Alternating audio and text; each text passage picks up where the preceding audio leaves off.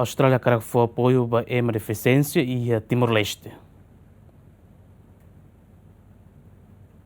E a âmbito celebração loro mundial ba ema defisiensia nebe mono e loron tolo fulane nebe celebra e a Palácio Presidência participamos os representante embaixador Austrália e Timor-Leste. E a discurso representante embaixador Austrália e Timor-Leste ateten Austrália e a iniciativa a tu apoio ba ema defisiensia e a tinan oin. Austrália sente orgulho numa parceria para tempo na agora para setor idena.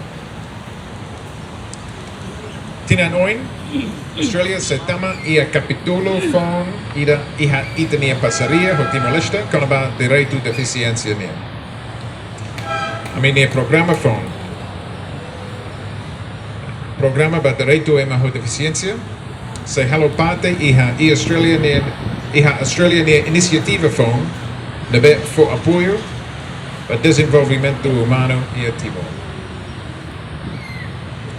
Idena se sai Australia ne programa bilateral tinan senulo de hulok nebe dedica para direito defisiensia ne.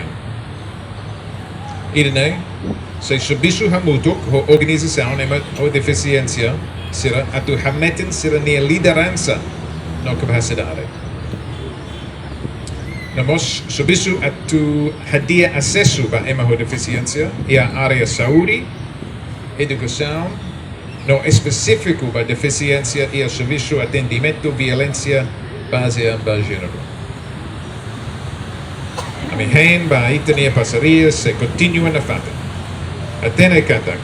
Panhira, ema ho deficiência inclui a sociedade tomak, ema hotu hetan benefício. A Austrália no Timor-Leste estabeleceu na cooperação e a área sirranesson, agricultura, segurança, desenvolvimento econômico, formação técnica, energético, no fortalecimento institucional. Romaldo Neves, Marito da Costa, GMN.